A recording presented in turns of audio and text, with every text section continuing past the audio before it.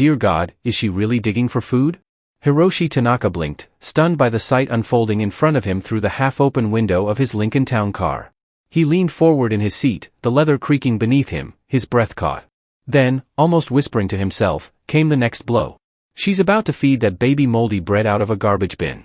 Without hesitation, Hiroshi pushed open the door and bolted into the frigid Chicago afternoon.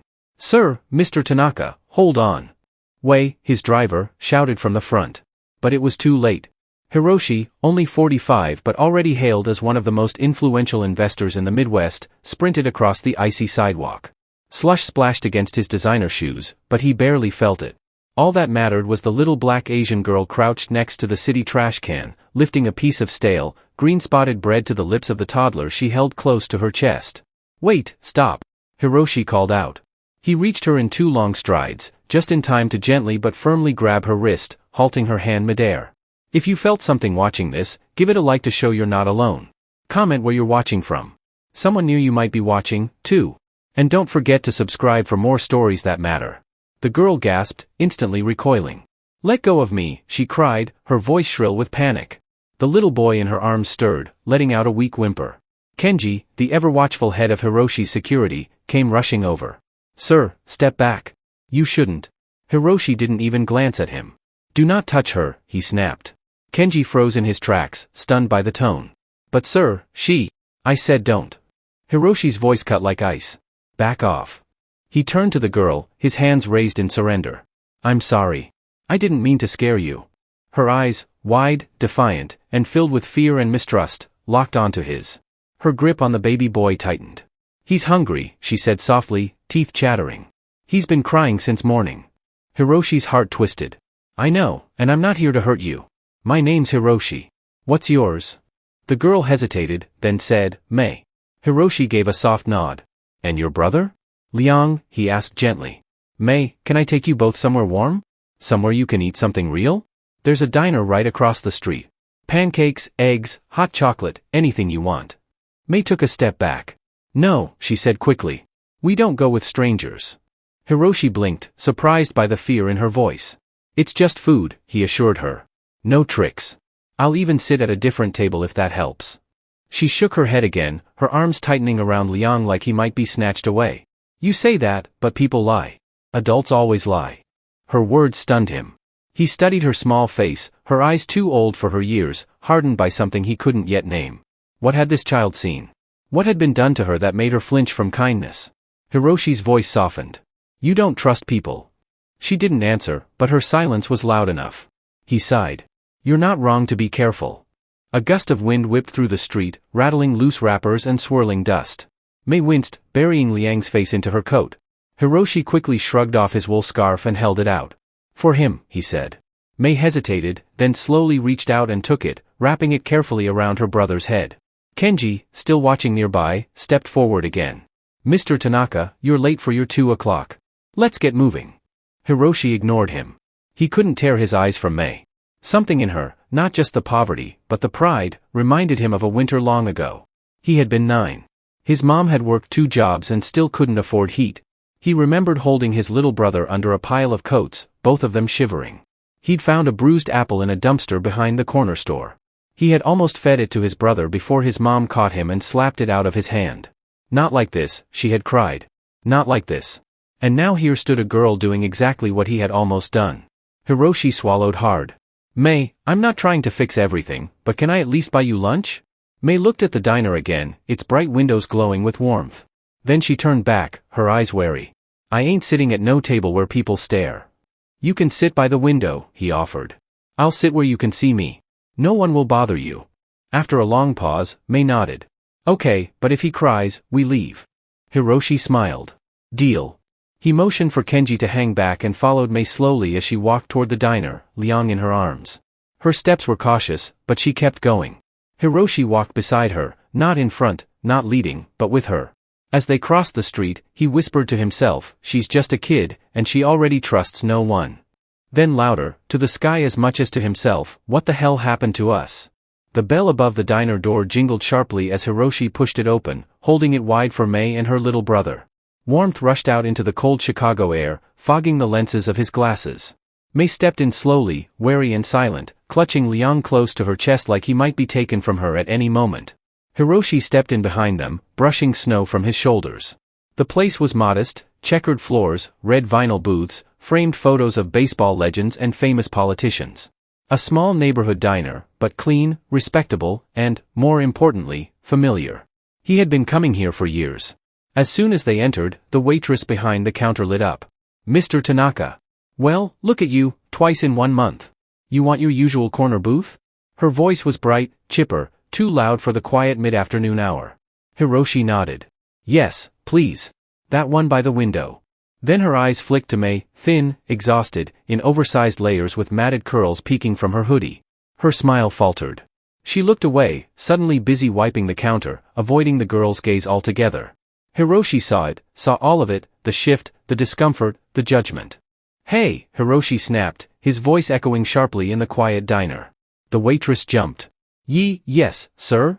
Hiroshi's voice dropped an octave, cold and measured.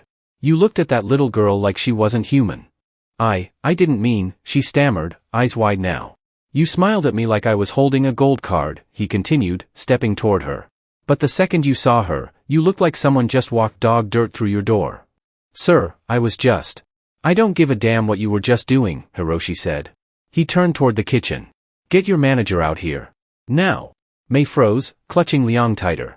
Her eyes darted between Hiroshi and the waitress, confused and nervous. A tall man in a grease-stained apron appeared from the back a moment later. "Mr. Tanaka, is there a problem?" Hiroshi pointed. "Fire her. Today." The manager blinked. "Excuse me?" "She treated this child like trash," Hiroshi said.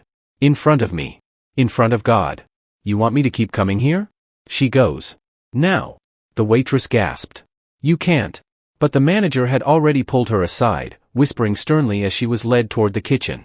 Hiroshi exhaled, turned to Mei, and his voice softened. "Come on, let's sit." Mei followed him to the booth near the window, sliding in hesitantly.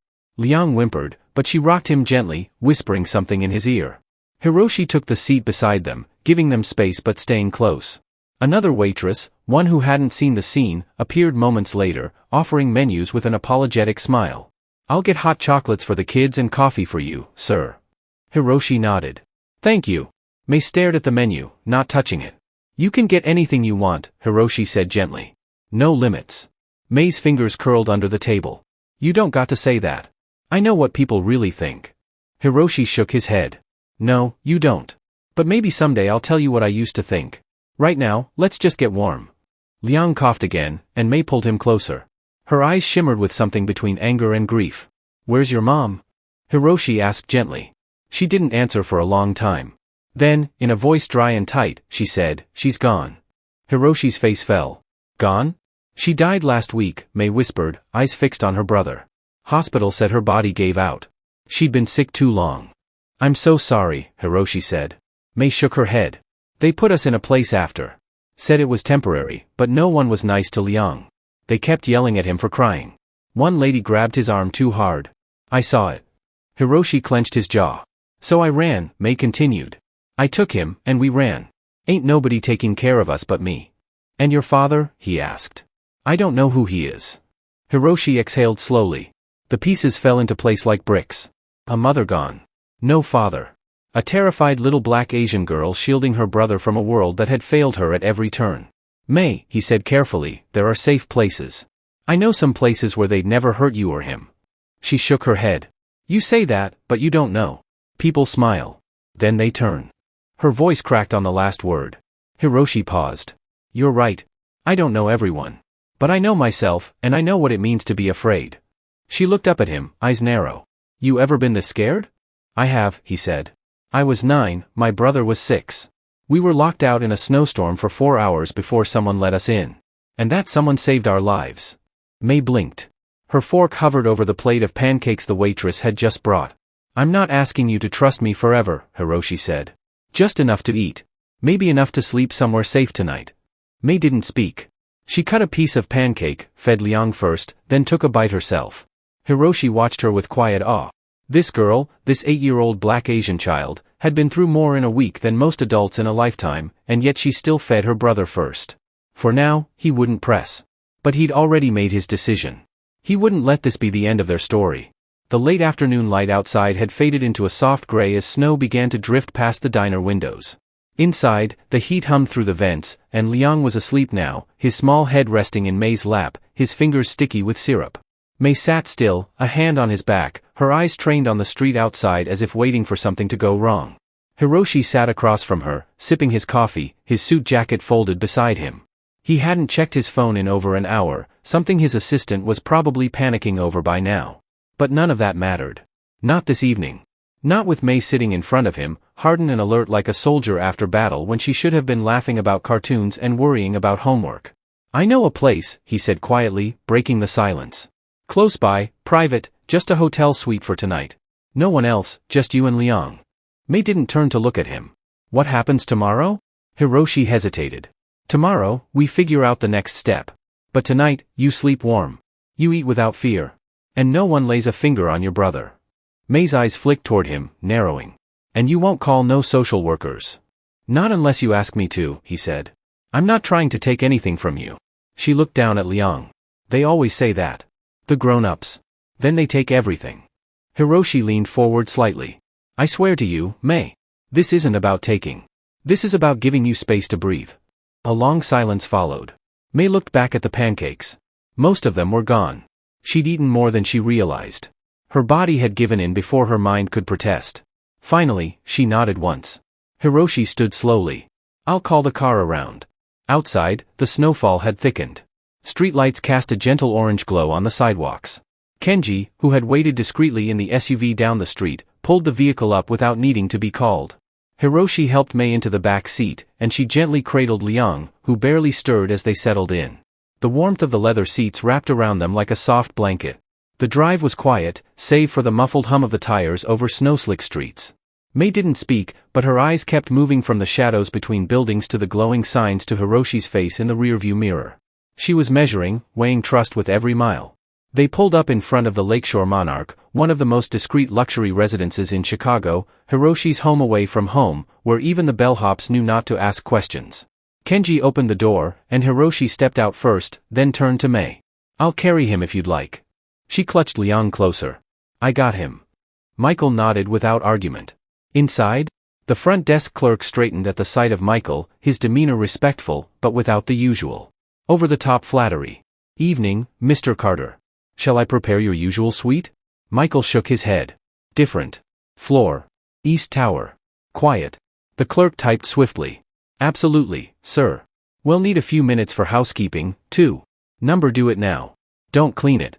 Just bring extra. Blankets, milk, and something for kids. Light snacks." "Yes, sir." The elevator ride was silent. Anna held Caleb tightly. Her eyes watched the numbers rise. When they reached the 12th floor, the doors opened to a quiet hallway with soft carpeting and minimalist art. No signs of chaos, no shouting, just peace. Michael unlocked the suite and stepped aside. It was spacious but understated, soft lighting, plush seating, a small kitchen, and 2 bedrooms down a short hall. Anna stepped in cautiously. Her feet made no sound on the carpet. Caleb stirred, opened his eyes slightly, but didn't cry. "You can have either bedroom?" Michael said. "Or both." Anna walked slowly to the larger room, then turned to Michael. "You're not staying." "I'll be in a suite downstairs. If anything happens, call the front desk. I'll give them instructions. You'll be safe." She hesitated, then whispered, "Thank you." Michael nodded. "Try to sleep." He left without pressing further, closing the door quietly behind him. That night, sleep came harder to Michael than he'd expected. He sat on the sofa in his downstairs suite, a glass of bourbon untouched on the table. His laptop screen glowed with unread emails and meeting reminders. He scrolled past them all. Instead, he opened an old folder, scanned photos from his childhood. There he was, barefoot in a sagging shirt, standing next to his brother outside their first foster home. His mother had been gone only a week. Then, they didn't know it would be forever. He remembered the way people had looked at them like charity cases. Like burdens. He hadn't thought of that in years until Anna. She wasn't just another case. She was a mirror, and she was too young to carry that much fire in her eyes. His phone buzzed. "Tyson, you all right?" Michael asked when he picked up. "Yeah, just wanted to say. I saw what you did back at the diner." Michael didn't answer. You ever think, Tyson continued, that maybe she's not the one you're saving? Michael exhaled through his nose. Maybe not. They hung up. Michael stood and walked to the window, watching the snow fall against the dark skyline. Somewhere 12 floors up, a little girl and her brother were sleeping safely for the first time in days. And for tonight, that was enough. Anna woke before the sun did. The hotel room was quiet, still cloaked in soft gray shadows. For a few disorienting seconds, she forgot where she was. Then she remembered the soft sheets, the hum of the heater, the warm milk someone had left by the bed.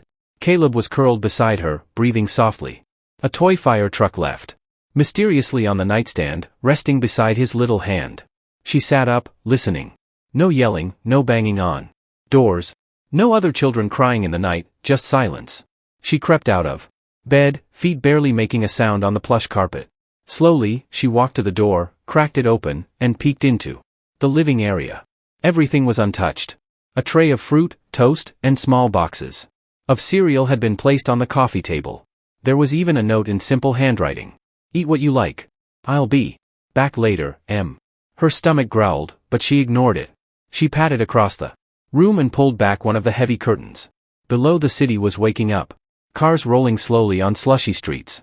Early joggers in winter gear. Clouds of breath visible in the morning air. She pressed her hand to the glass, her thoughts distant. Caleb stirred in the other room and she rushed back. He sat up, rubbing his eyes.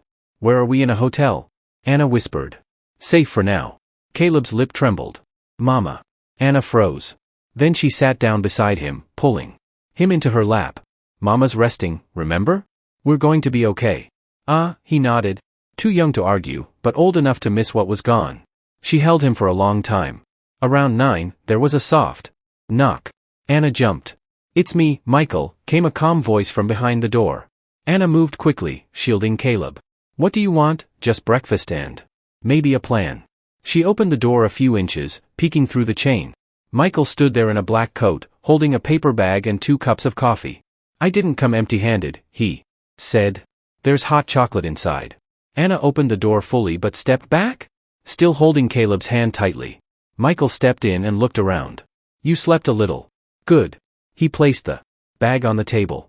There's more food here than we can eat. Thought we could talk. Anna crossed her arms. About what? About what you want. I want to be left alone. Michael raised an eyebrow. Alone with a toddler in winter.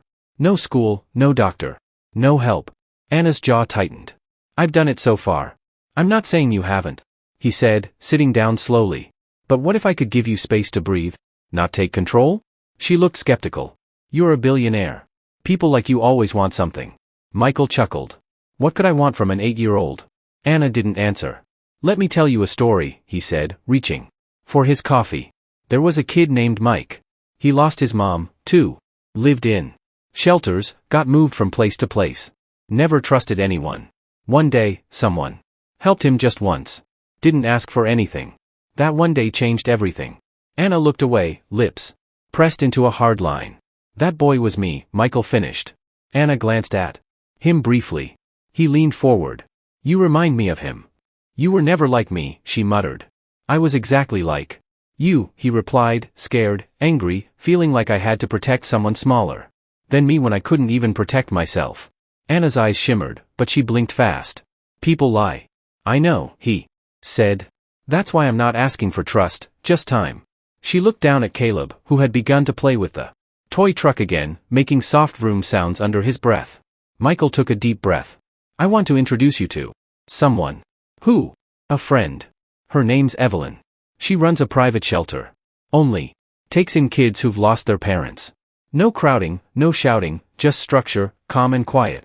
She used to be a teacher and she's one of the kindest people I've ever met. Anna frowned. Is it a foster home? Number. Not like you're thinking. More like a sanctuary. She never separates siblings. Anna bit her lip. How do I know she won't take him away from me? I'll go with you, he said. Stay as long as you want. If you feel anything's wrong, we walk away. Anna studied his face. Why are you doing this?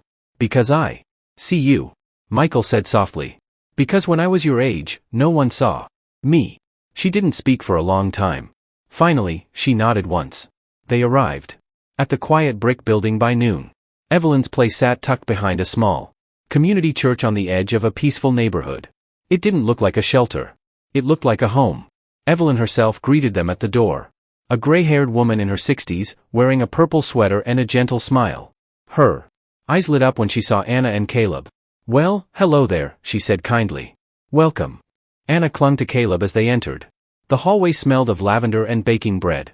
There were soft rugs, warm lamps, and framed drawings on the wall made by other children. "You're welcome to stay as long as you like," Evelyn said gently. "This place is for healing. No pressure." Anna didn't answer, but her eyes flicked toward the corner where two children were reading quietly on bean bags. Michael watched. Her heart full of hope. "Anna," he said softly. "This doesn't have to be forever. But it could be a start." Anna looked around once more. Caleb tugged at her sleeve and pointed at the playroom. "I want to go," he whispered. She took a deep breath. And then, for the first time since Michael met her, Anna let go. Just a little. She walked with Caleb into the room, her fingers still gripping his hand, but no longer shaking. Michael turned to Evelyn. "She's strong," he said. Evelyn nodded. "So was her mother, I'd bet." Outside, the snow had stopped. For the first time in days, the sun broke through. A new chapter was beginning. Anna didn't sleep that first night at Evelyn's place. Though the room was quiet and the bed soft, her eyes remained open long after. The lights dimmed. She could hear Caleb's breathing nearby, slow and steady, finally restful after so many cold nights. But for Anna, rest wasn't easy. Not when her mind kept whispering the same question. How long will it last this time? The walls were covered with pastel wallpaper and children's drawings. A rocking chair stood in the corner. There was even a nightlight glowing gently, shaped like a small moon. It was the kind of room she'd imagined once, long ago before shelters and hospital waiting. Rooms replaced her sense of home. But safety, she'd learned, was always temporary. She rose just before dawn, careful not to wake Caleb.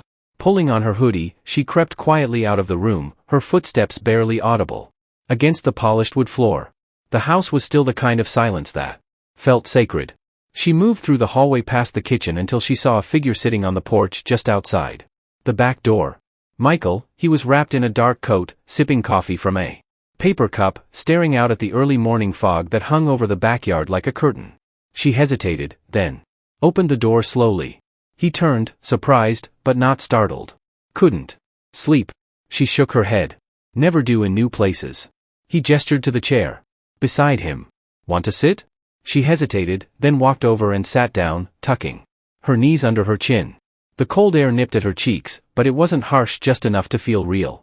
Michael glanced sideways. "You always wake up early." Anna shrugged. "Used to getting Caleb ready. Used to watching for people." He didn't push. They sat in silence for a few minutes, the wind rustling the bare trees. Somewhere in the distance, a dog barked. The city was still asleep. Finally, Michael said, "You remind me of someone." Anna raised an eyebrow. "Another kid you rescued?" He chuckled softly. "Number tougher. My mother." That caught her off guard. "She raised me and my brother mostly alone. Scrubbed floors, worked night shifts. There were weeks we ate rice and salt, but she never broke." "No." Anna looked down. "Mine tried real hard." "I bet she used to sing to Caleb," Anna said after a pause. "When she got sick, she stopped singing. I think that's when I knew it was bad." Michael's voice was gentle. "What kind of songs?" "Old ones, gospel. Sometimes, or stuff from the radio." She said music was like praying when you didn't have the words. He nodded slowly. "She sounds like a beautiful soul." Anna wiped her nose with her sleeve. She was. People didn't see it. She messed up sometimes, but she always came back. Michael didn't respond right away. He looked at her, not with pity, but with something deeper: respect. "People forget," he said quietly, "how hard it is to keep coming back." They sat again in silence. Then Anna asked, "Why are you still here?" Michael smiled faintly. "Because you haven't told me to leave yet." She gave a small laugh, the first real one he'd heard from her. It was short, shy, but real. "Okay," she said. "Then stay." "Me." They watched the sun begin to climb over the rooftops, turning the fog to gold. Later that morning, Evelyn gathered all the children in the common room. There were only 3 boys, 3 girls, all quiet, all watchful. The room had a big couch, a patchwork rug, and a fireplace where soft flames danced behind glass. Evelyn clapped her hands. "All right, everyone. We've got 2 new friends, Anna and Caleb. The children looked up. No one said anything at first. Anna held Caleb's hand, her chin raised just slightly. A boy about 10 spoke. Do they stay? Evelyn smiled. As long as they want, the boy nodded. Another girl waved shyly. Anna squeezed Caleb's hand, but didn't sit yet. Michael stepped forward. I'll be around for a while, he told Evelyn. Just checking in. Of course, she said. But they'll be safe here. He looked at Anna. If you need me, you let them.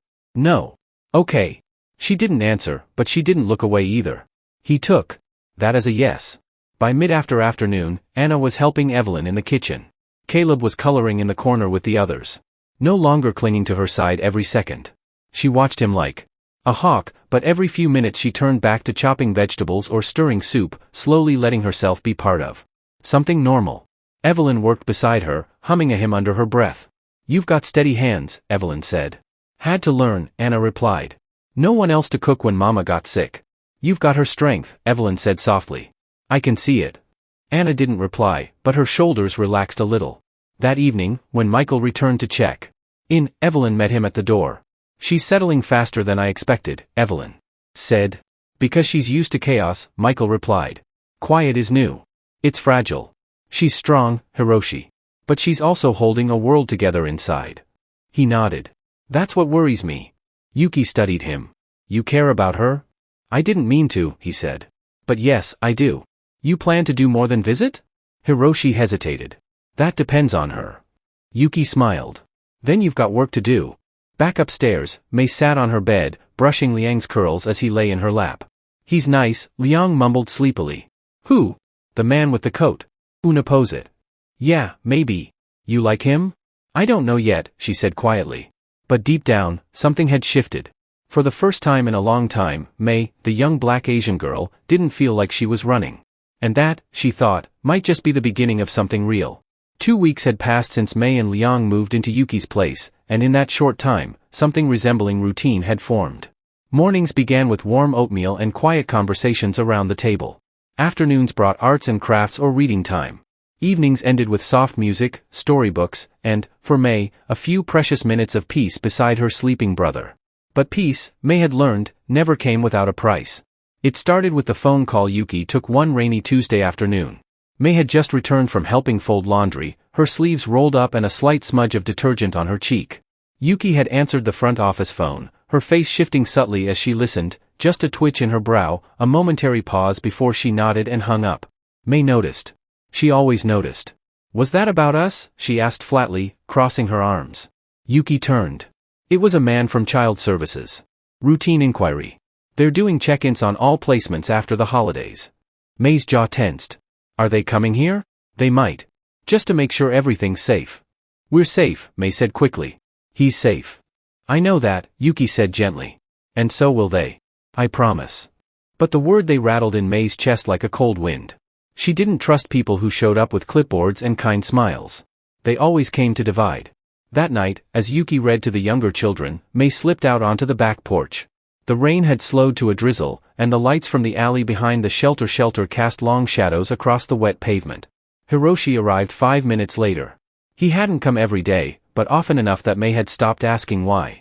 Sometimes he brought books. Once, a puzzle. Always something for Liang.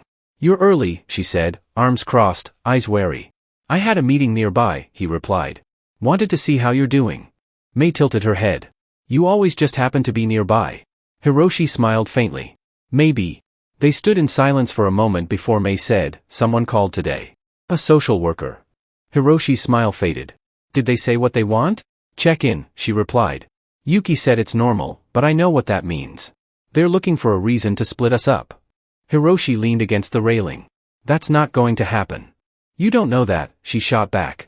I know people, he said. And I know how to fight for things that matter. Mei's voice dropped. Will you fight for me? The question hit him harder than he expected. There was no manipulation in her voice, no performance, just a quiet, weary challenge, one too old for someone so young. Yes, he said firmly. If that's what you want. Mei stared at him. Why? Hiroshi exhaled, looking out into the alley.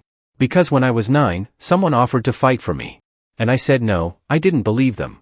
So they stopped trying. I spent 3 more years bouncing between homes before I got lucky. I don't want you to need luck. I want you to have choice. May looked down. I'm tired of fighting. I know, he said. So let me fight with you. A light flicked on behind them. Yuki stood in the doorway, her expression soft. May, there's someone here. She says she's from family services. May froze. Hiroshi turned to Yuki. Tell her she can wait. Yuki nodded and disappeared inside. Hiroshi turned back to May. You don't have to face her alone. I'm here. She nodded once, then slowly walked inside.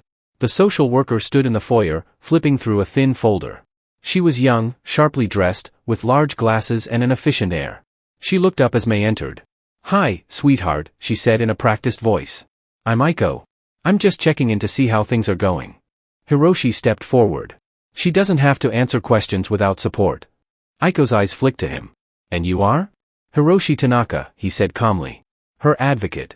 I wasn't aware she had legal representation. She does now. Aiko's expression didn't change, but she nodded. Very well. I just have a few questions.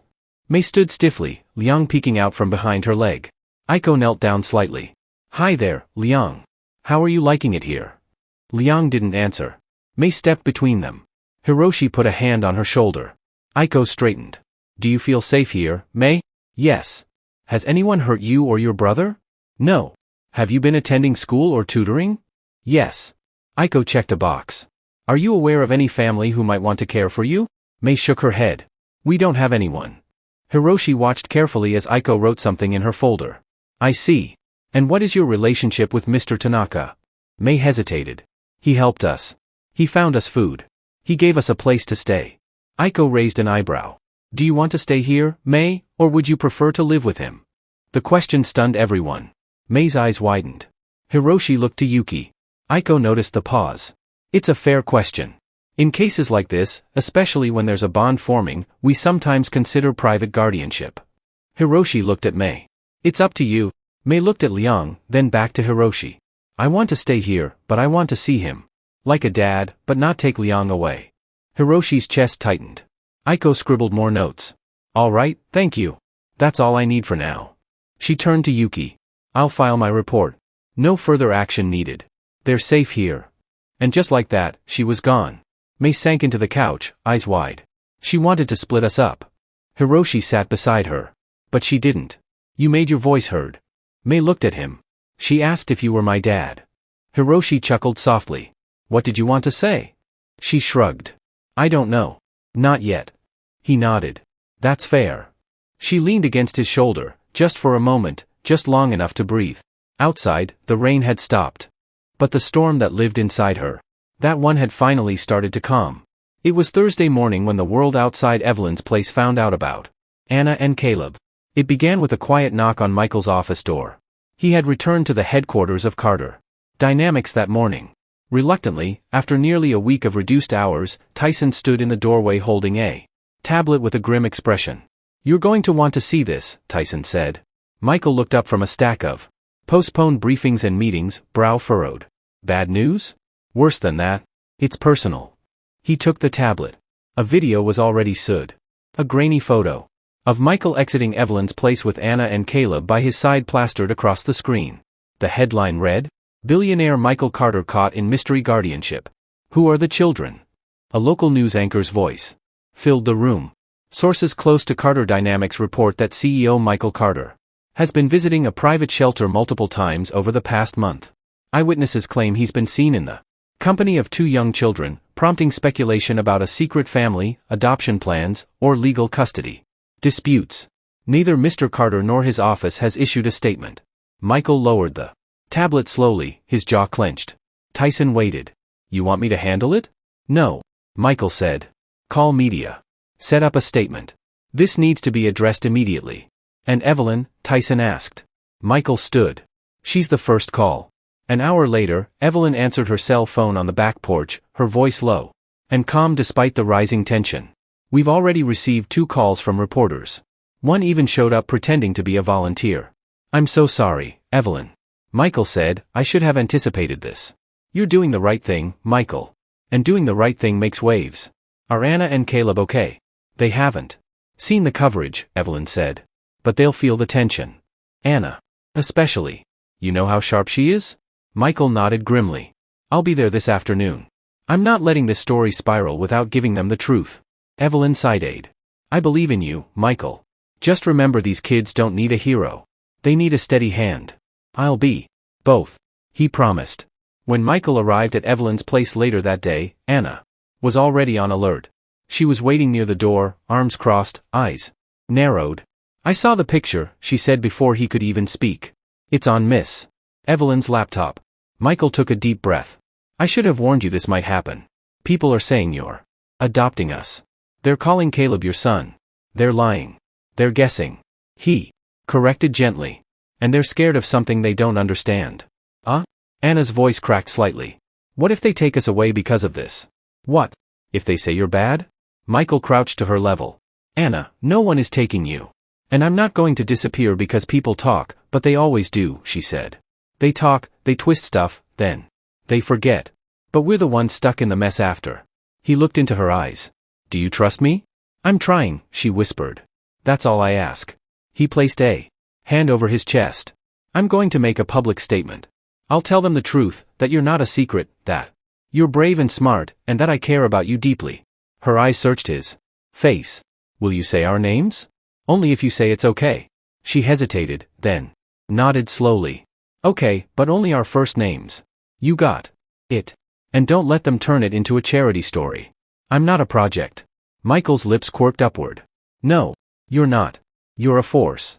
By evening, the press room at Carter Dynamics was packed. Cameras lined the back wall. Reporters scribbled notes, ready to pounce on any sign of scandal or contradiction. Michael stepped up to the podium, dressed not in a tailored suit, but a simple navy sweater and slacks. He looked calm, composed, but his eyes burned with quiet conviction. Good evening, he began. My name is Michael Carter, and today I'm not speaking as a CEO or a public figure. I'm speaking as a human being who made a choice to stop when he saw someone in need. He paused, letting the room settle. 2 months ago, I saw a young girl digging through a trash bin for food, holding her baby brother. She was doing what no child should ever have to do, surviving alone, protecting someone smaller than herself in a world that forgot her. Cameras clicked. Reporters leaned forward. I didn't know her name then, but I knew her strength. Her name is Anna. Her brother is Caleb. And no, I'm not their father. I'm not their legal guardian. But I am a man who couldn't walk away. He glanced briefly at the prepared statement in front of him, then folded it and set it aside. I visited them. I've supported the shelter that houses them, and I will continue to do so because I was once a child like them. Abandoned, overlooked, angry at a world that took too much. He met the gaze of a reporter in the front row. There is no scandal here, just a story of kindness, one that, I hope, encourages others to look around and see who might be quietly struggling. A pause, then applause. Tentative at first, but growing. After the briefing, Michael stepped aside. He wasn't expecting praise. He only wanted protection for Anna, for Caleb, and for the fragile peace they were beginning to build. That night, Anna sat with Caleb curled in her lap again. The others had gone to bed, but she remained by the fireplace, staring at the flames. Evelyn joined her, wrapping a soft blanket around her shoulders. He did good today. Anna didn't speak. He told them who you are. On your terms. Anna looked into the fire. Do you think people will leave us alone now? Some will, some won't. But now, the truth is out there. Anna leaned her head back. I don't want to be a story. I know, Evelyn said. But sometimes stories are how people survive. After a long pause, Anna whispered. He said he wasn't my dad. Evelyn tilted her head. And how did that make you feel? Anna thought for a moment. Relieved and a little sad. That's okay, Evelyn said. It means your heart's still open. Anna's eyes shimmered in the firelight. For the first time in years, she let someone see the tear fall. Just one, but that was enough. The press may have backed off, but peace was still a fragile thing. By the end of the week, May had begun to withdraw again. Not completely, but enough for Yuki to notice. She still helped with meals, still guarded Leon like a soldier on duty. But the spark in her eyes, the one Hiroshi had slowly coaxed back, had dimmed, and Yuki knew why. Sometimes the quiet came before the storm. Saturday morning, the doorbell rang.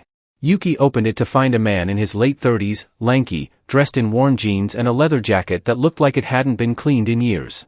His face was familiar, too familiar. Can I help you? Yuki asked, already cautious. Name's Kenzo, the man said. I'm looking for my daughter. Her name's May. Yuki's spine stiffened.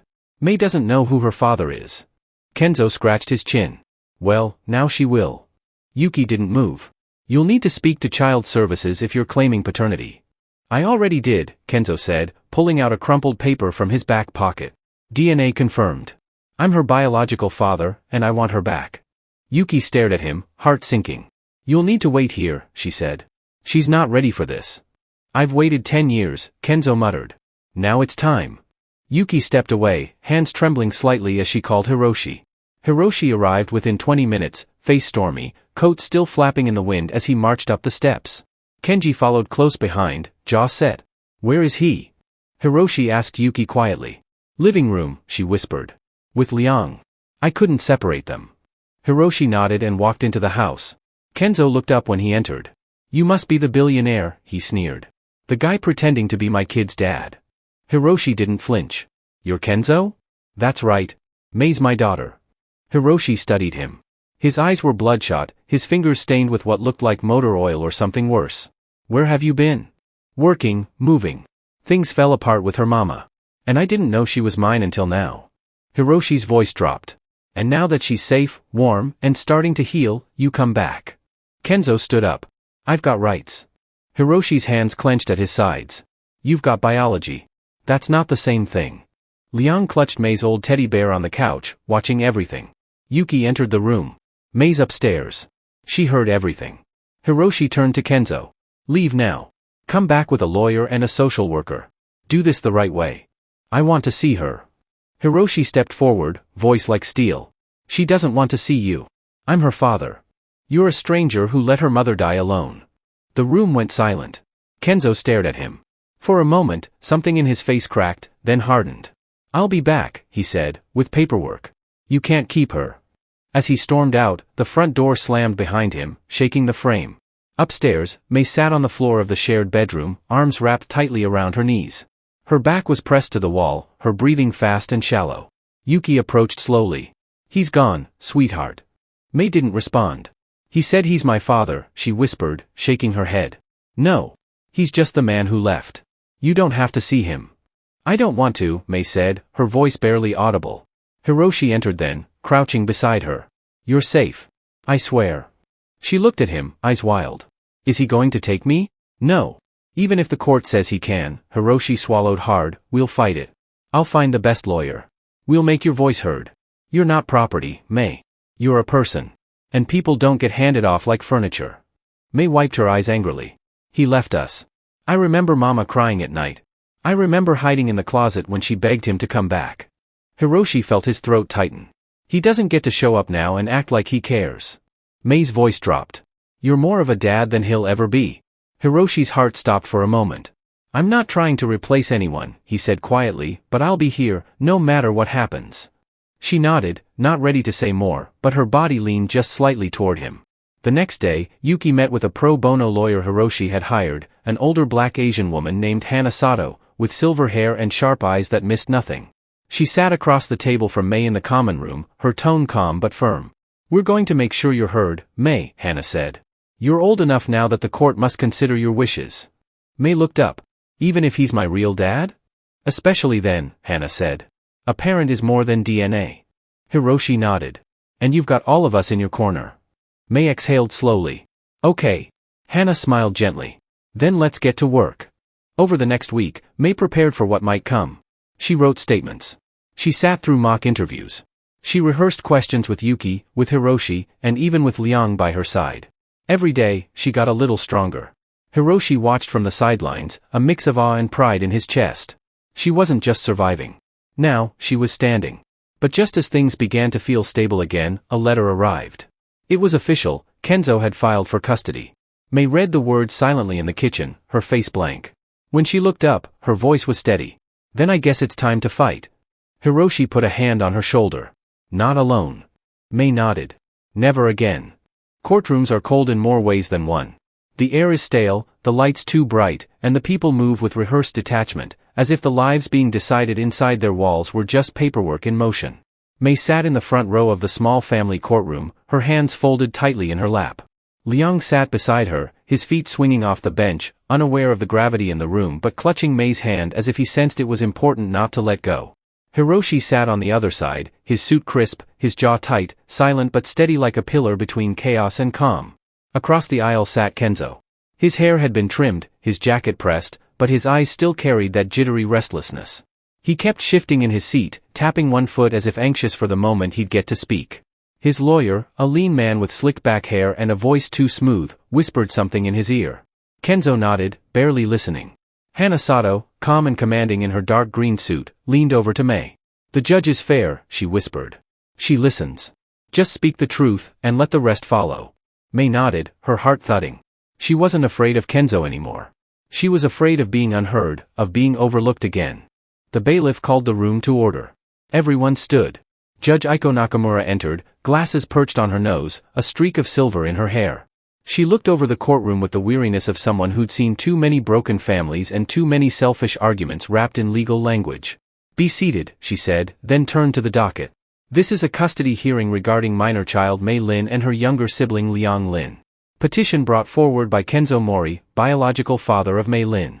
She looked up, peering over her glasses. "Let's begin with opening statements." Kenzo's lawyer stood. "Your Honor, my client recently discovered he is the biological father of Mei Lin through a certified paternity test. He seeks custody to re-establish his parental relationship and fulfill the duties he was unaware he had." Hana Sato rose next. "Your Honor, we do not dispute the biology. We dispute the bond. Mr. Mori has no prior relationship with Mei or Liang, and his return was not initiated by love but by publicity. Mei has lived the majority of her life without his involvement. And now, after her mother's death, she has found stability, safety, and emotional support at Yuki's place, and through the mentorship of Mr. Hiroshi Tanaka." Judge Nakamura nodded. "Understood. We'll proceed." Witnesses were called. Yuki testified first, her voice steady, recounting Mei's arrival, her emotional state, her fierce protectiveness of Liang. She painted a picture of a young black Asian girl who had survived more than most adults. Then Hiroshi took the stand. "Why are you involved in this case, Mr. Tanaka?" the judge asked. "I met Mei and Liang when they were at their lowest," he said, voice calm but passionate. "They were hungry, scared, and invisible to the world. I couldn't walk away. And your intentions now?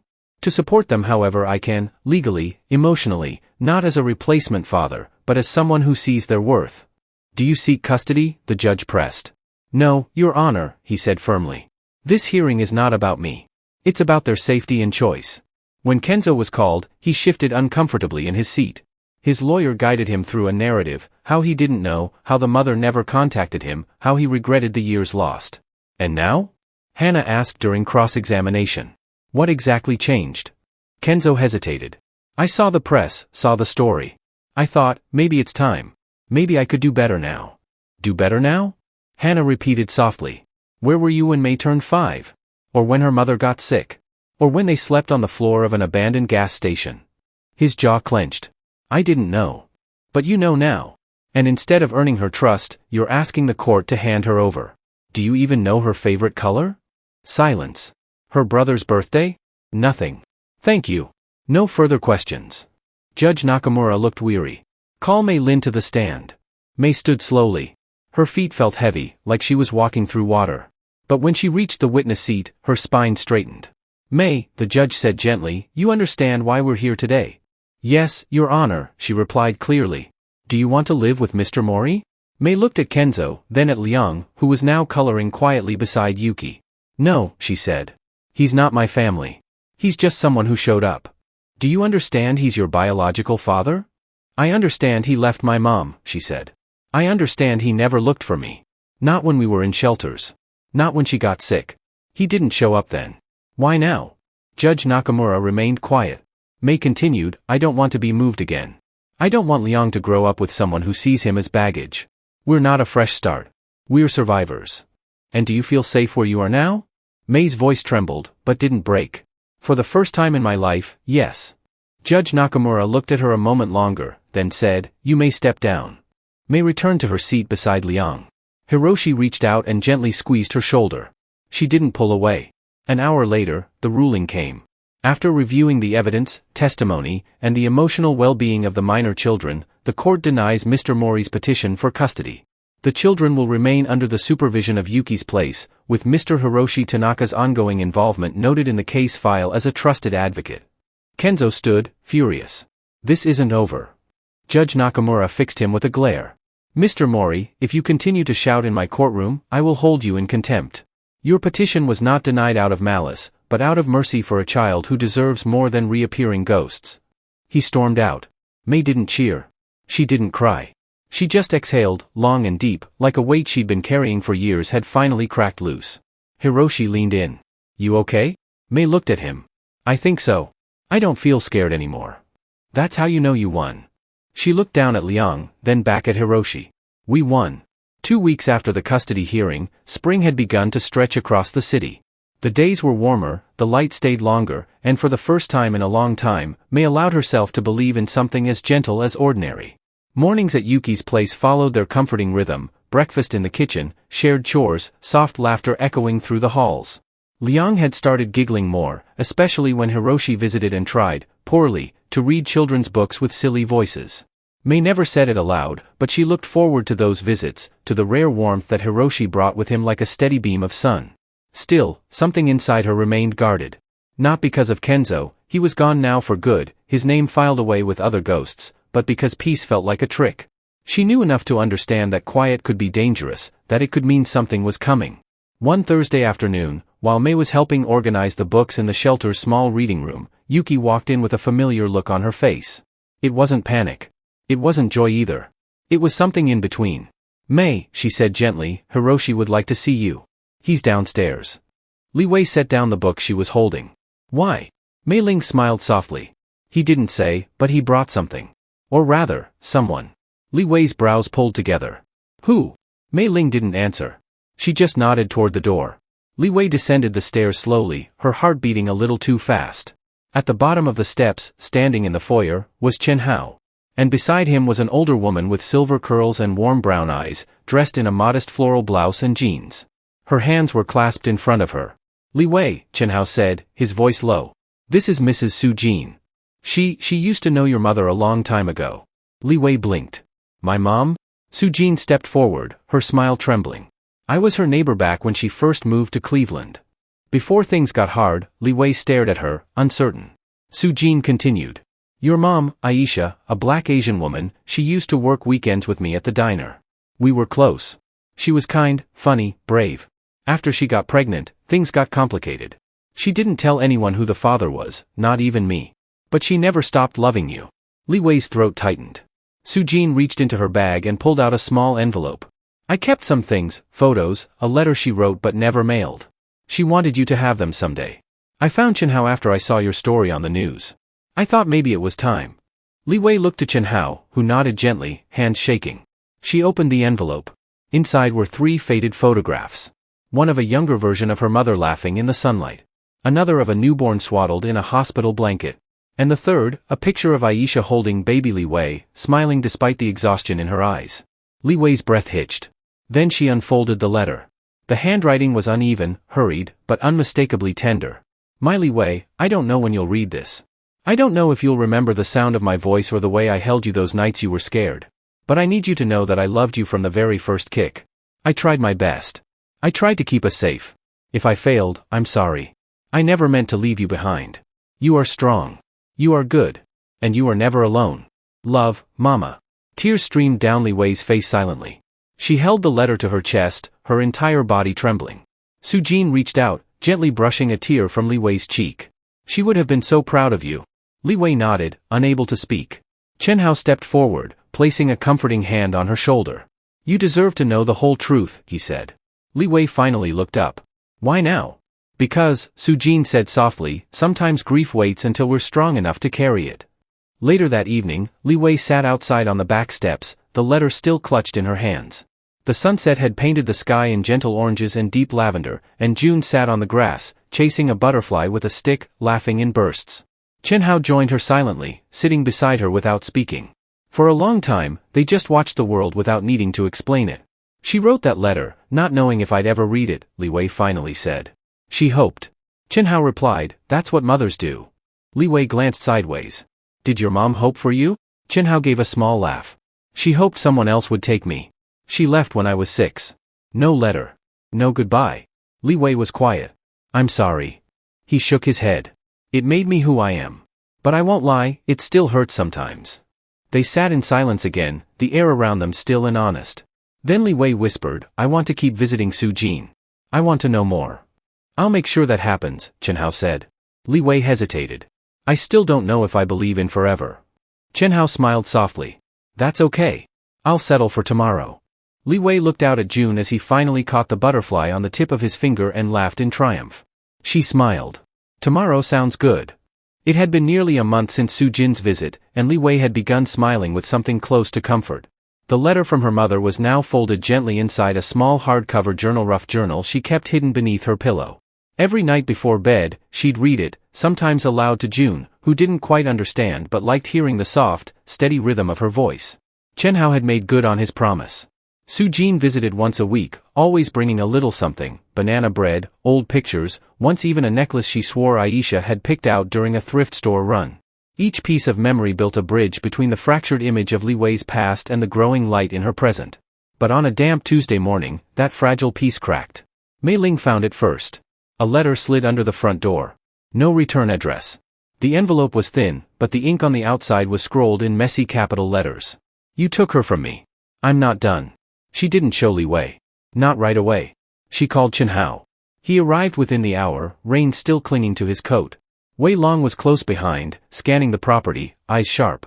They searched the perimeter, checked the security cameras. No clear footage. Whoever had delivered it knew where the blind spots were. He's back, Mei Ling said quietly, handing Chen Hao the letter again. Chen Hao nodded.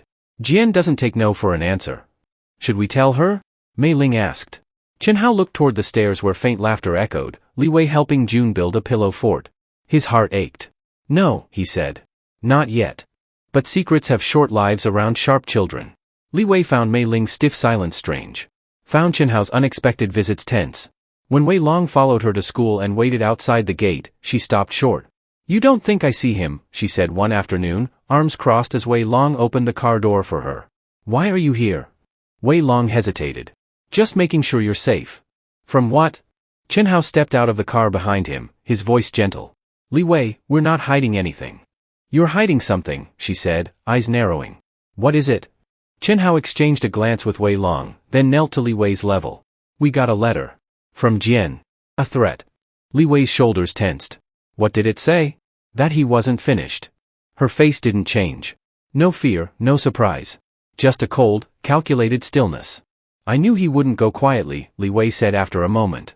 We're increasing security, Chen Hao said. No one's going to get near you or June. Li Wei's eyes flickered. I don't want June to know. Chen Hao nodded. He won't. Li Wei looked past him, down the sidewalk where a group of kids laughed and tossed basketballs in the schoolyard. He's like a bad smell, she muttered. No matter how far you run, it lingers. Chen Hao placed a hand on her shoulder. You're not running anymore. She didn't nod, but she didn't pull away either. That night, Mei Ling's place was quieter than usual. The children were ushered into bed early. Windows locked, alarms double-checked. Wei Long slept in the downstairs office, just in case. Li Wei sat up in her room, staring out the window. Her journal lay open on her lap, the letter from her mother, Aisha, tucked safely inside. June was asleep beside her, fingers curled around the stuffed bear Chen Hao had given him. Downstairs, Chen Hao paced the living room, phone pressed to his ear. No updates, he asked. Nothing on the cameras? No sightings? Wei Long shook his head from across the room. Keep the patrols up, Chen Hao said. If he comes near, I want to know. He ended the call and sank into the couch, rubbing his face. She deserves peace. She's had it, Mei Ling said softly. That's what makes this worse. She tasted safety. She knows what it means now. Losing it would shatter her. Chen Hao stood again. I won't let that happen. But outside, somewhere in the shadows, just beyond the streetlights, someone was watching. A shape hunched beneath a hoodie, eyes scanning the darkened windows. A cigarette glowed red in the figure's fingers before being snuffed out against the metal trash bin. Then the shadow disappeared into the alley. 2 days later, Li Wei was walking home from school with June. Mei Ling usually picked them up, but today had been different. Chen Hao had insisted they try normal again. Wei Long followed at a distance, pretending not to be there. Li Wei was telling June a story about a dragon who only ate peanut butter sandwiches when she felt it, a weight in the air. The press of eyes. She turned. No one. But her stomach dropped. Back at the shelter, Chenhao was waiting on the porch. She broke into a run. "He's following us," she said as she reached him, voice low and breathless. "I don't know how I know, but he's close." Wei Long pulled up a second later, already reaching for his phone. "We've got movement on the back street. I'll go." Chenhao turned to Li Wei. "Inside. Now." That night, the shelter went into lockdown. Local police increased their patrols. A restraining order had already been filed. But now, Chenhao wanted more. "He's not going to stop," Mei Ling said quietly. "He doesn't want custody. He wants control." "He won't win," Chenhao said, voice tight. "He had a chance at redemption. He threw it away."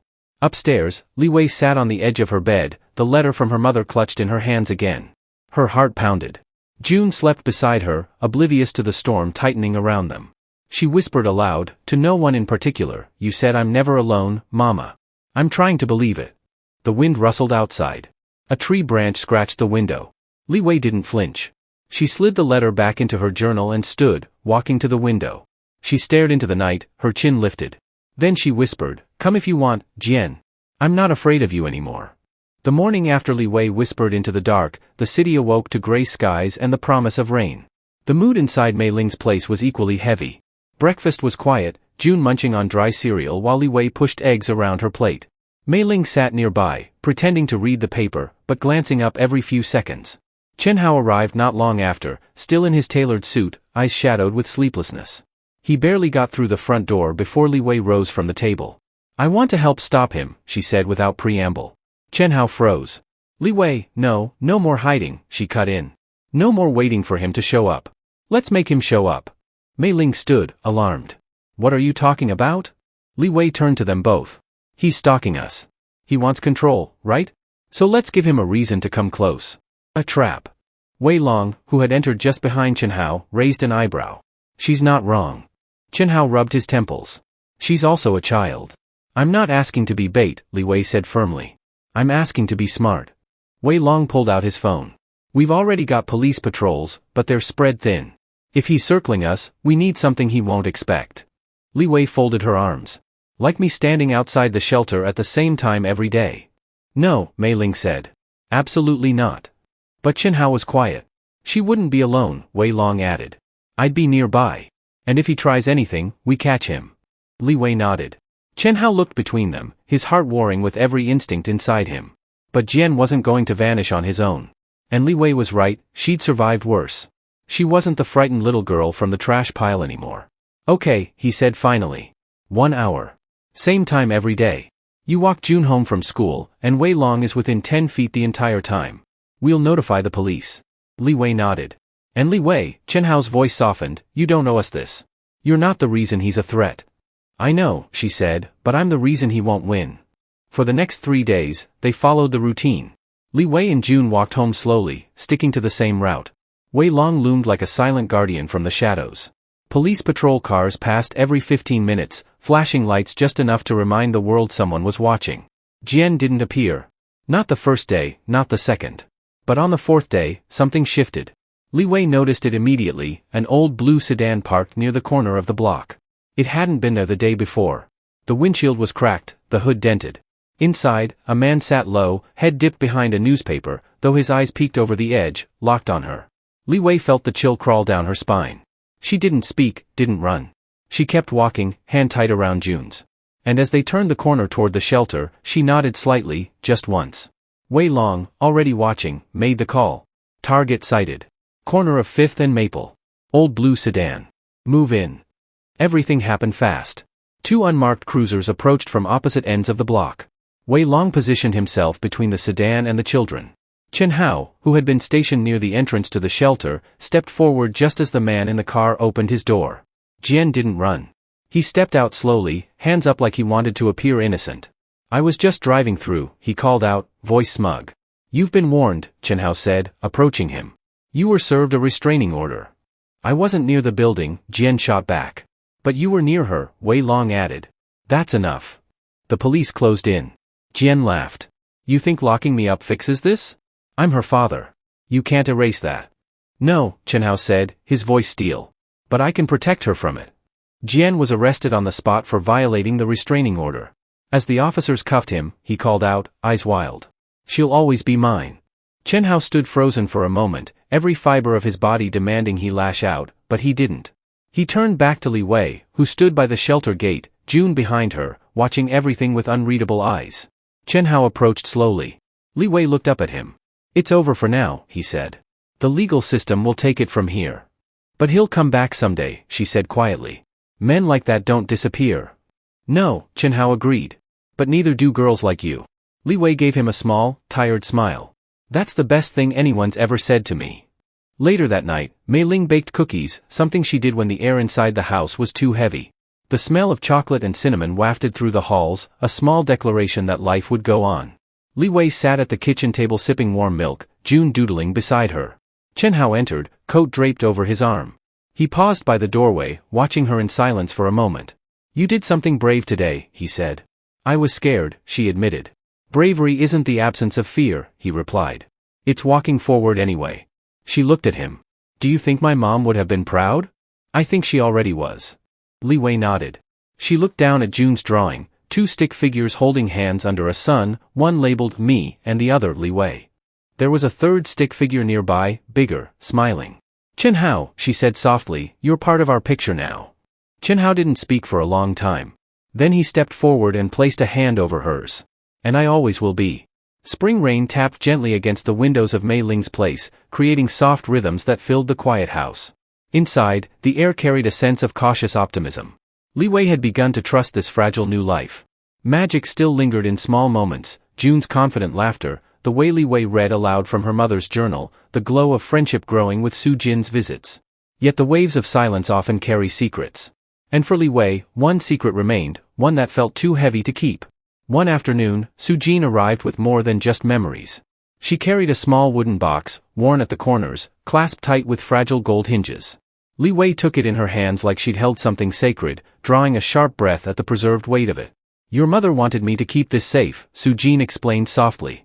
She never had a chance to give it to you in person. Li Wei opened the box, revealing a yellowed scarf, a locket, and a stack of letters tied with a ribbon, pages faded, edges dog-eared. She touched each item with reverent fingers, her heartbeat thudding in her chest like a drum. Her mother's scarf, the kind Aisha, her black Asian mother, might have worn.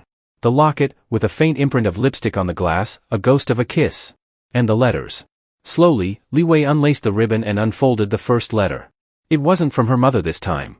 It was from a woman with careful handwriting, elegant and long-practiced, her grandmother. Dear Li Wei, it began.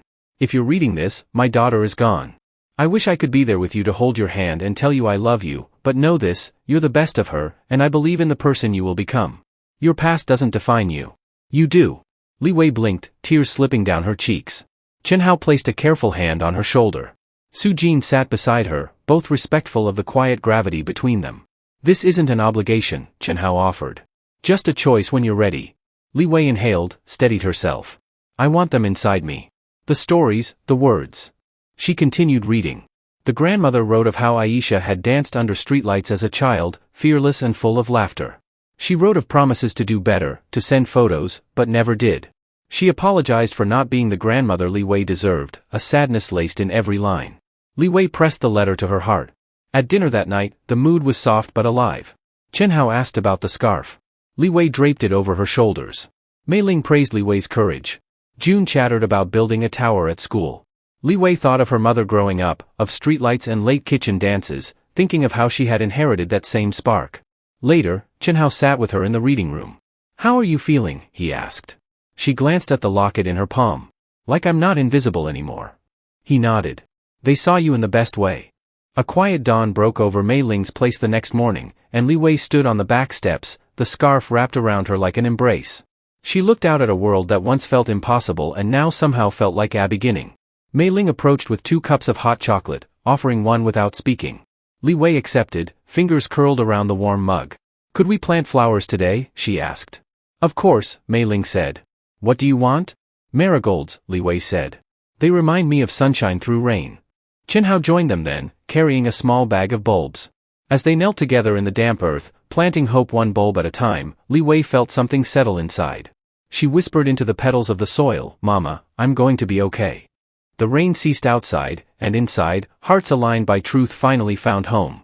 By the time the sun peeked through the clouds, baby green shoots had emerged from the earth behind Mei Ling's place. Marigolds now pulsed with life, their golden heads nodding in the morning breeze, a promise of warmth and renewal tugging gently in Li Wei's chest. In the kitchen, breakfast smelled of fresh cinnamon rolls and simmering coffee. Li Wei poured syrup over her stack, while June, busy hitting each roll with wide-eyed delight, giggled. Chen Hao, leaning against the counter, watched them with a slow smile. Su Jin arrived shortly after, carrying more photos, snapshots of Aisha's childhood birthday parties, scrolled captions fading with time. She placed them beside Li Wei's plate. One photo caught Li Wei's attention, her mother, a black Asian woman, atop a bicycle, wind in her curls, laughing into the camera. Li Wei traced the image softly. She looked free, she whispered. She was, Su Jin said, voice gentle, before everything else weighed on her. Chen Hao reached over and tapped Li Wei's shoulder. You're free now. Li Wei swallowed against the lump in her throat. I'm trying. Breakfast passed with laughter as June created pancake faces on his plate. Li Wei finally let herself enjoy it without guilt, feeling like permission to still be a kid amid all the weight she carried. Later, Li Wei stood at the bus stop for the first time without glancing over her shoulder. Hannah, another older girl from the shelter, waved at her. Morning, Li Wei, Hannah said. Morning, Li Wei replied, voice steadier than she felt. The bus rolled in, and Li Wei climbed aboard with June under her arm. She chose to sit near the window, sun spilling in. This was normal. This was hers. Back at Mei Ling's, Chen Hao and Mei Ling worked together to organize a small ceremony in the backyard. They planned to invite Su Jin, a few neighbors, and, if Li Wei felt ready, a reporter from the local community paper who'd shown gentle interest, not national scrutiny, but a quiet celebration of survival, truth, and hope. When afternoon came, Li Wei slipped into a simple dress, the marigold scarf hanging softly around her shoulders. June wore a bow tie, furiously excited. The backyard gathered around the freshly planted marigolds. Su Jin held a piece of Aisha's favorite song on her phone, sweet gospel hymns that had once laced their home in Cleveland.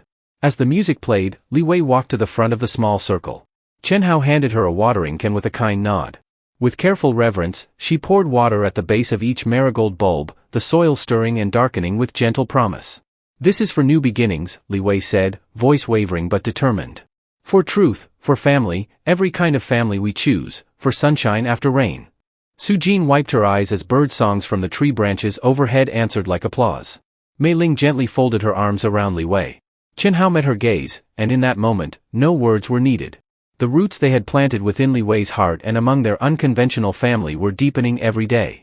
Later, as dusk settled and strings of fairy lights bloomed overhead, Li Wei sat beside Chen Hao and Su Jin. June, finally sleepy, rested on Li Wei's lap, his small fingers tracing the locket she wore, heart-shaped with their names etched inside. Su Jin whispered softly, your mother would have been so proud today. Li Wei swallowed but nodded, her eyes misty. I hope she's watching me grow. Chen Hao took her hand. She is, and so are we. Under the glow of the lights, Li Wei let herself breathe. The garden, the family, and the song in her bones whispered that she was finally home, and that tomorrow she would bloom even brighter. Spring turned slowly into summer, and with it came the true flourishing of the marigolds planted by Li Wei's own hands. Their golden faces seemed to glow in the late afternoon sun behind Mei Ling's place, lighting the garden like a clasped promise that hope could truly take root. Inside the house, life had grown calmer. Mornings began with the chatter of children, June bouncing in his seat over pancakes, Li Wei reading the daily newspaper section aloud while Chen Hao quietly took in the scene from the doorway. The laughter made the room seem larger, filled with an echo of warmth and belonging. One quiet Saturday, Li Wei climbed the back steps and paused among the marigolds. She had invited her classmates for a small garden picnic, something simple, youthful, and bright. 2 other girls from her class had accepted, plus June, of course. The yard hummed with activity, blankets sprawled on the grass, glasses of lemonade, and butterfly shadows dancing across yellow petals. Su Jin placed her hand gently on Li Wei's shoulder. This is beautiful, she said softly, looking at the children playing. Li Wei nodded, smiling around the gathering. It feels right. Chen Hao approached, carrying a basket of sandwiches, eyes softened by pride. Mei Ling brought out freshly baked cookies. The garden, once a symbol of hope, now pulsed with life. After a while, Chen Hao knelt beside Li Wei. He handed her a little wooden box, the one he kept on his desk. Inside was a small key. A part of this place belongs to you, he told her. Whenever you feel grown enough or ready. Li Wei looked at the key, then at Chen Hao. This is for me? He nodded. To your own room. Here, whenever you want. Permanence, your choice. Her throat tightened. She closed the box gently. Thank you. When the children ran off to chase a ladybug, Mei Ling guided Li Wei to sit again among the flowers. You've grown so much, Mei Ling said. And your mother's love still blooms in you. Li Wei looked at the marigolds, their gold glowing like a promise. They remind me the way. Help me remember the good things are worth protecting. Mei Ling smiled. That's why you planted them. As twilight softened the garden, Chenhao sat beside Li Wei on an old stone bench. June slept in a stroller nearby, and the others had gone home. The hush was warm, holding them in a moment just theirs. You did it, Chenhao said. You turned somewhere broken into something whole. Li Wei studied her hands. I'm still figuring it out. Chenhao reached for her hand. I know, and I'm here. She looked at him through half-lidded eyes. I know. A firefly flickered among the petals, its light merging with the soft candle glow set out on the table. Chenhao brushed a loose strand of hair behind Li Wei's ear. One day, he said, you'll be someone else's light. Li Wei nodded, looking at the night sky just turning indigo. I'll try to shine steady. He nodded. That's all. Together, they sat quietly, a child once lost, now anchored by love. The marigolds bowed gently in the breeze, golden witnesses to truth finding its home. And under the sky, their future began, ripe with bloom. Summer ripened under the Chicago sun, casting long golden afternoons over Mei Ling's place. The garden, Li Wei's sanctuary, was a riot of marigolds, daisies, and green sprouts reaching joyfully toward the sky. The sweet hum of neighborhood life blended with birdsong, laughter, and the distant hum of the city. Li Wei sat on the porch swing, June curled against her shoulder, his small head nodding with sleep. A soft breeze carried the scent of fresh grass and blooming flowers. Li Wei rocked gently, eyes half closed, tracing patterns in the sky with her finger. Chenhao joined her, carrying 2 glasses of lemonade. He handed one to Li Wei and settled into the swing beside her. Perfect day, he said softly. She sipped, nodding toward the children playing hopscotch nearby. Feels like forever since I could just be. He offered a small whitely smile. You earned this quiet. Li Wei looked at him. Did I ever ask you what your life was like before? Before me? Chenhao paused, then looked out into the yard. I was building towers of glass up downtown. Corporate deals, boardrooms. I thought success was climbing. It never occurred to me how high you fall without someone catching you. Li Wei's eyes shimmered. You caught me. He shrugged, eyes soft. Both of us. Suddenly, June stirred and sat up. Want to go fishing? He declared, rubbing his eyes. Li Wei laughed, brushing a vision away. Okay, buddy. She put June down and stood. Come on, Chenhao. We'll make a fishing day. Chenhao rose, ruffling June's hair. You got it. But first, help me pick out your room. Li Wei frowned. My room? Chenhao opened the door to the small guest house behind the main house, a quiet space with wooden floors and soft lighting. It's yours, he said, handing her the key he'd given her earlier. Li Wei rolled the key in her palm. Promise I can change anything? Chenhao grinned. Whatever feels like you. Li Wei's heart pinched. Thank you. As dusk approached, Li Wei, Chenhao, and June, too young for fishing, retreated to the porch with crayons and paper. Li Wei drew a picture of the 3 of them under the garden arch, petals falling like a dozen suns. Chenhao watched her carefully. Do you think someday you might want to call me Dad? Li Wei paused, then looked up. I'm not sure yet. That's okay, Chenhao said quietly. Just know I'll always be here, whether you call me that or not. She considered the drawing, then smiled. Can I write that down? He nodded. I'd like that. Weeks rolled on. School started back up. Li Wei thrived, better grades, friends, confidence. June learned to ride his bike. Mei Ling's place became their constant warm home. One evening, Chenhao took Li Wei aside. I have something to show you. He led her to his office, the high-rise view of the city behind them, dusk setting the skyline aflame. On his desk was a simple wooden box, varnished and warm to the touch. Inside were handwritten letters from Aisha, her black Asian mother, collected from Su Jin and Mei Ling, bound with a ribbon. Li Wei's breath caught. Chenhao placed his hand on her shoulder. They're yours, he said. Li Wei read through them slowly. Her mother's voice echoed, stories of childhood dreams, regrets, love. One letter ended, I am with you even when I am not. Grow brave. Grow strong. Grow free. Li Wei closed the book, tears wet on her cheeks. I will. Chenhao pulled her into a careful hug. Outside, Chicago lights bloomed. And somewhere between the city glow and the garden's golden petals, Li Wei wrapped herself in truth and finally felt at home. Winter descended quietly on Chicago, frosting the edges of the garden where Li Wei's marigolds once blazed with summer brilliance. The air turned crisp, and snow began to lace Mei Ling's place like a dusting of blessing. Windows glowed warmly against the chill.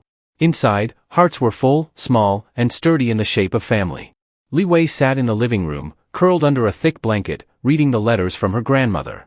June played with wooden blocks, and Su Jin existed in the kitchen, stirring soup with gentle humming. The scent of simmering vegetables grounded the room in home. Chen Hao entered, glasses spotted with frost from his walk, and paused at the sight. Li Wei's face absorbed the glow of the lamp, soft, determined. She looked up and smiled, a quiet beacon in a winter's hush. "How are you?" he asked, lowering himself gently beside her. She tucked the letter into her lap. "Good. I'm ready." He nodded. "I meant to show you sooner, but," he reached for the fireplace mantel, pulling aside a framed photo of Li Wei, June, and Su Jin from that garden ceremony. Behind it lay a small velvet box. Li Wei took it in her hand, rising to open it. Inside was a simple pendant, a tiny snowflake crafted from her mother's scarf threads, carefully preserved beneath glass. Chen Hao had turned her mother's memory into something tangible, something Li Wei could wear, carry close to her heart through winters to come. Tears welled in Li Wei's eyes. "She's here," she whispered. "She always was," Chen Hao replied softly. In that moment, the snow pressed gently against the window panes as if affirming a promise. The candlelight danced on the pendant, and Li Wei's hand closed around it. Later, they all settled around the fireplace. The three of them, Li Wei, June, Chen Hao, shared stories of the past year, of planting, of hearing truth, of standing strong. June lisped about the fish they'd hoped to catch in spring. Li Wei spoke of her plans to write her mother's story. Chen Hao listened, his chest tight with pride and love. He reached for Li Wei's hand, intertwining their fingers. Outside, the snow fell more steadily, each flake a silent reminder that seasons change, but roots hold firm. And inside, under soft lamplight, Li Wei breathed deeply and finally felt like herself, surrounded by care, memory, and the unfading promise of belonging. Winter may have blanketed the garden, but inside, hope burned as brightly as ever. The snow melted slowly, and spring tiptoed back into Chicago, stirring life in the garden behind Mei Ling's place. Green shoots pushed through thawing soil, debuting delicate petals of resurrection. It was the season of new beginnings, and for Li Wei, it felt like a promise realized. Morning sunlight spilled through curtains into the reading room. Li Wei sat at her desk, carefully tracing letters on the first page of a journal she'd just begun. She titled it Mama's Story, her fingers trembling with hope. She paused, pressing the pen against the page, allowing the warmth of memory to ripple through her. From the corner, June's low laugh echoed as he chased a butterfly across the floor, arms outstretched and joy untamed. Li Wei looked up and smiled softly. Chen Hao entered with 2 mugs of hot chocolate, steam spiraling into the quiet air. "Keep writing," he said gently, setting a mug beside her. Li Wei nodded, her heart full. The garden outside whispered of growth, and within her, the story of her mother, Aisha, was taking root, ready to bloom into words that would carry her legacy forward. "How's the story going?" Chen Hao asked gently, handing Li Wei a cup. Li Wei glanced back at the journal, her writing slow but steady. "I want to get it right." He nodded, eyes brimming with tenderness. "Take your time." Together, they watched June collapse onto a bean bag, clutching his butterfly prize. Later, they stepped outside into the garden where marigolds had returned stronger, brighter, and new flowers peeked through the soil. The path they'd planted together felt alive under Li Wei's bare feet, warmed by sunlight. Chen Hao handed Li Wei a small trowel. "Weeding season," he announced with a grin. She laughed softly. "Let's do it."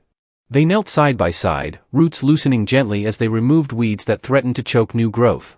Li Wei paused, nearly uprooting a tender shoot. Chen Hao caught her hand. "Careful," he said. "Some things need protection, not pruning." She nodded, eyes tracing the fresh leaves that mirrored her own journey, rising gently, ever stronger. Later that afternoon, Su Jin and Mei Ling joined them with iced tea and strawberry tarts. The 4 of them settled at a picnic table shaded by budding branches. They talked of ordinary things, schoolwork, plans for summer, Su Jin's upcoming gallery show featuring a painting of Aisha, Li Wei's black Asian mother, dancing under city lights. Li Wei's heart fluttered. "I'd like to write a piece for the show," she said softly, "about my mother dancing." Su Jin's eyes glistened. "I think she'd love that." By evening, the sky glowed lavender, and fireflies drifted through twilight above the marigolds. Li Wei sat between Chen Hao and Mei Ling on the stone bench, June asleep against her shoulder. She turned to Chen Hao. "I think I want to call you Dad." Chen Hao's throat tightened. He reached for her hand, voice thick. "I'd be honored." In the hush of dusk, Li Wei closed her eyes and leaned into him. Under gentle stars, the garden breathed with quiet celebration. The last page of her journal, Li Wei had written, "Home isn't a place you're told to stay. It's where you choose to stay." Where someone stays with you. I found mine. The city lights twinkled beyond the fence.